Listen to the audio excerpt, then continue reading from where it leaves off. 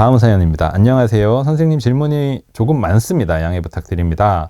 많은 고민 끝에 용기 내어서 질문 드립니다. 질문이 굉장히 많으세요. 네, 1번 질문. 5살 남자아이입니다. 저희 아들 이야기예요. 유자수 너무너무 재미있게 잘 풀고 바로 유아원리셈으로 수학진도 나가고 있습니다. 그야말로 어린아이들 저희 학원 제가 요렇게 공부하면 좋겠다라고 이제 제가 설계한 거에 그대로 따라서 공부를 하고 계세요. 원리셈 5, 6세 1권 풀다가 아는 거라면서 지루해하길래, 그쵸? 처음에 숫자 배우고 이런 거니까 1부터 5까지의 수 이런 거라서 지루해하길래 바로 3권 10까지의 수세기, 수세기 세어서 연산하는 거, 이런 것들을 풀었습니다. 5권에서 빼어 세기에서 고비가 오네요. 먹다 남은 거, 더 많은, 더 적은 이런 말이 이해가 안 되나 봅니다.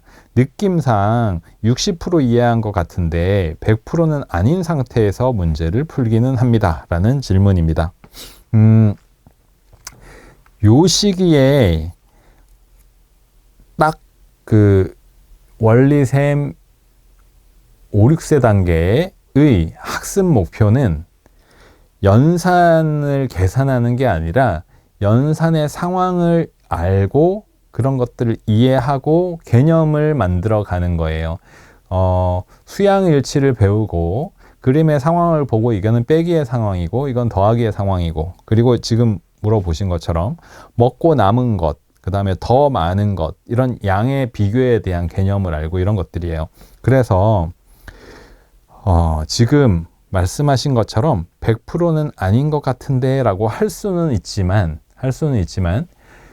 이 책의 학습 목표는 요런 개념이 있구나 라고 이해하고 넘어가면서 덧셈 뺄셈을 생활 속에서 사용하고 연산 진도를 나아가고 하면서 전반적인 이해가 넓어지고 이해가 될 거예요. 이거 시간이 해결해 줍니다. 그러니까 말하자면 이런 거예요. 자, 5개라고 할게요. 5개의 사과가 있어. 3개를 먹고 나면 몇 개가 남을까? 이렇게 물어본다고 하죠. 그러면 아이가 먹고 남는다라는 개념을 이해를 잘 못했어. 아직 그런 말을 사용해 보지 않았거나 할 수 있어요.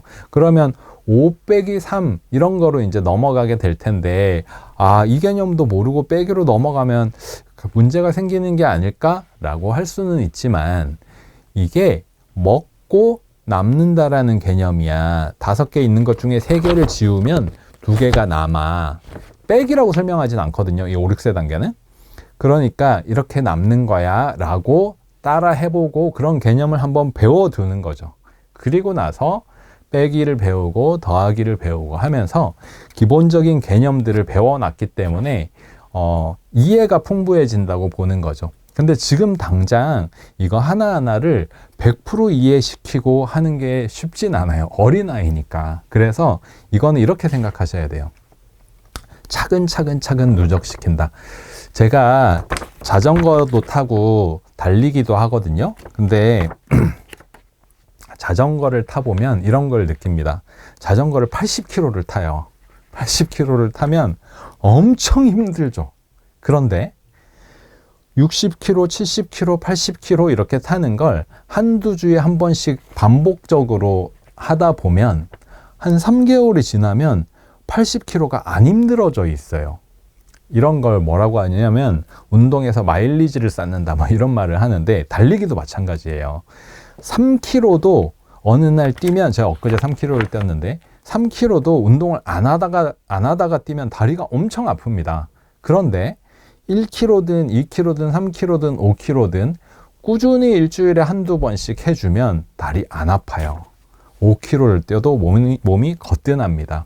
이렇게 우리 몸이 하나씩 받아들이고 훈련이 되나 봐요. 적응이 되나 봐요. 저는 공부도 아이들의 머릿속에 이렇게 조금씩 머리 두드리듯이 하나씩 넣어주고 그것들이 쌓이면서 아이가 어떤 실력이 완성될 수 있다고 생각해요. 특히 유아수학은 그렇습니다. 왜? 사실 더하기 빼기는 8세에 배우는 거거든요. 학교에 입학하고 1학년에 배우는 거거든요. 그러면 원리셈은 뭐냐 하면 1학년에 더하기 빼기를 5살부터 해야 돼가 아니고 나이대별로 요런 개념들을 접하고 요렇게 이해해보고 요렇게 연습해보고 라는 걸 나름대로는 제가 체계적으로 해놓은 겁니다. 사실 연산학습지가 그 유아 단계에서 이렇게 체계적으로 되어 있는 게 없어요. 찾아보세요. 없어요. 예. 전 없다고 생각합니다. 예. 그렇기 때문에 지금 5세 단계에서 얼마나 이해했지? 라고 하실지라도 이게 다른 방식의 다른 논리의 덧셈 뺄셈을 또 배우고 그리고 또 배우고 하면서 풍부하게 만들어지고 그 나이대에 맞는 학습이다. 예, 이걸 꼭 뭐 시험을 봐서 90%가 돼야 넘어갈 수 있고 그런 나이가 아닙니다. 이렇게 이해하시면 될 것 같고요. 두 번째 질문입니다. 사고력 수학이 유행인데 5살 아이 지금부터 탑사고력 수학 같이 병행해야 할까요? 공부하는 걸 좋아하는 아이라서 사고력도 좋아할 것 같은데 지금 시기에 필요한가요? 라고 해주셨어요. 만약에 조금 전에 말씀하신 것처럼 먹다 남은, 더 많은 이런 말의 이해가 잘 안 된다라고 하시면 아직 조금 이를 것 같아요.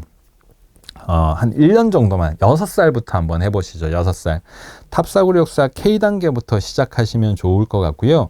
탑사고력 수학은 연산 단계를 많이 요구하고 하지 않고 영역별로 그 나이대 아이들이 생각할 수 있는 문제들 이런 부분들로 되어 있으니까 탑사고력 수학 K단계를 조금만 더 한 6개월 6개월에서 1년 이렇게 좀 책 읽는 거나 뭐 이야기 책이나 이런 것들 더 많이 접하시고 내년에 시작하시면 좋을 것 같습니다.